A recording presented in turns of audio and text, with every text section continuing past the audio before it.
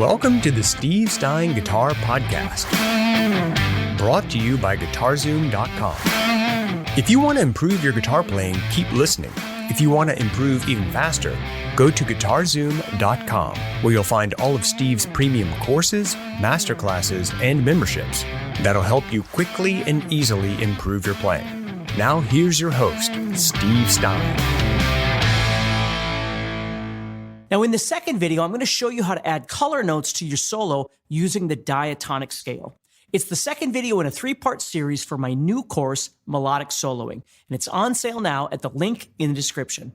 All right, hopefully you joined me in the last video where we were talking about visualizing our fretboard and adding arpeggios across the fretboard to be able to create more melodic ideas and then wrapping those together, different chords and different arpeggios. Well, what we're going to do today is we're going to bring back in the other notes of the scale, and we're going to be talking more about diatonic today. But again, don't get hung up on the terminology and things like that. We cover all those kinds of things in the Melodic Soloing guitar course. But I think it's really important because that's where some of the color is going to come back into this thing. So if we think about it, if we expand on the last video where I was playing the E minor, the G, I think I did C and D or something like that. But if I did E minor and just did a simple arpeggio like that, but started thinking about a position, maybe I just want to find a spot I want to solo in here. Maybe right there. What I want to do is start adding in some of the notes around there. Now, for me, I kind of see this as a hierarchy in that I'm visualizing the arpeggio. It's almost like two transparencies that are stuck together. I'm seeing the arpeggio, but then I'm seeing the notes that are not part of that, the non-chord tones, if you will, that are sitting outside that. So as I play, if I simply add in something else other than our arpeggio, it really adds some nice color into this.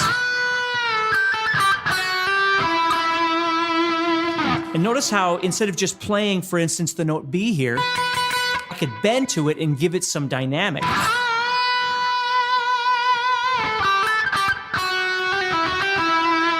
And then I'm using this note right here, okay, that F sharp,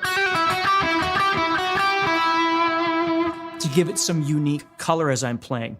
So it kind of connects the whole thing together. So I've got these arpeggios that I'm trying to visualize as the chords are changing. And again, I don't have to play all of it. I'm just thinking very basic. Here comes E minor. But now I'm adding in a bit of a dynamic and color to this. And let's say G was coming up next. So now I'm thinking G, B, and D if I know my notes. I know my notes on my fretboard, or I'm trying to visualize a G chord somewhere on the fretboard, and I'm just going to come right up here and visualize the G up here. D, E, F, G is what I'm seeing. Okay? So I've got these notes now. Now, if I think about it, these two notes are overlapping because they were also part of the E minor arpeggio. So really, this is the note that I need to try and target. So as I'm playing over this E minor,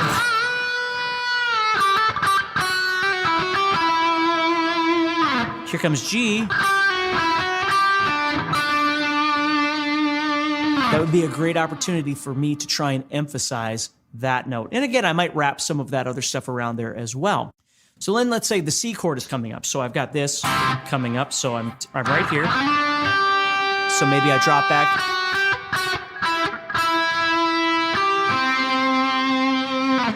So I'm visualizing my C chord right there, but I've got this note that I've been utilizing, right? And then D comes up.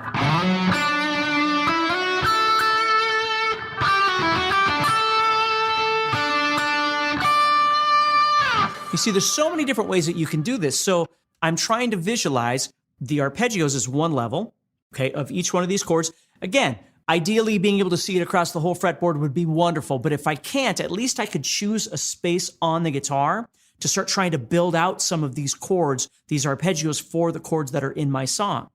And as I do that, then my hope is in this same position, I'm able to visualize some element of a scale. In this case, I'm using E minor or G major, however you want to look at it, in that same position. So I'm using that to thread my movements and adding some more color into my solo by utilizing the notes of that scale along with those arpeggios, you see? So that's really important for us to do. Now, in the next video, what we're going to do is it might seem like a step back, but it really isn't. But learning how to utilize pentatonics are really great for two reasons. Number one, it brings back that space of intervals, because sometimes what happens is we get caught up. And that's, again, it's a wonderful thing to be able to play like that. But because we're utilizing all the notes all the time, it tends to sound like we're just forcing everything in there at once. And with pentatonics, what we can do is kind of back out and get more of that intervallic feel again. And the second thing that's really great about it is we're very, very close to being able to add in that bluesy feel as well, which sometimes is, again, a nice kind of juxtaposition from what we're doing right now with this really fine melodic sound. If we add a little bit of that blues sound in there too, it just really adds a more interesting dynamic and enhances the sound of the solo. Next time on the Steve Stine Guitar Podcast. Now, in this final video, you're going to see how to use the pentatonic scale more creatively to keep things interesting in your solos. Now, it's the final video in my 3-part series for my new course, Melodic Soloing, and it's on sale now at the link in the description. All right, now, if you've been with me in the last couple of videos, the first one we talked about building out some arpeggios for each one of the chords that are in our song to try and create more melody. And then what we did was we added in more of a diatonic flavor into that. So we weren't just playing arpeggios, but we were really trying to combine some more color in there as well.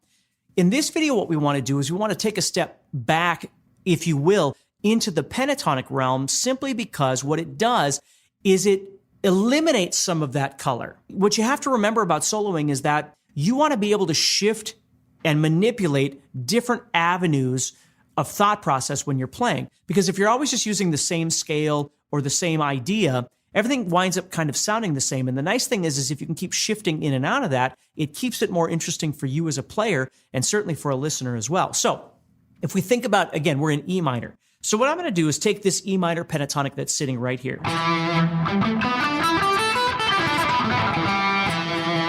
Okay, where normally I'd have that kind of sound or my arpeggio sitting right there. Okay, now what I'm doing is I'm adding back in that pentatonic sound. If you enjoyed today's podcast and want to learn guitar even faster, go to GuitarZoom.com and click the Get Started button to get access to courses that are right for your interest and skill level. Again, go to GuitarZoom.com and click the Get Started button.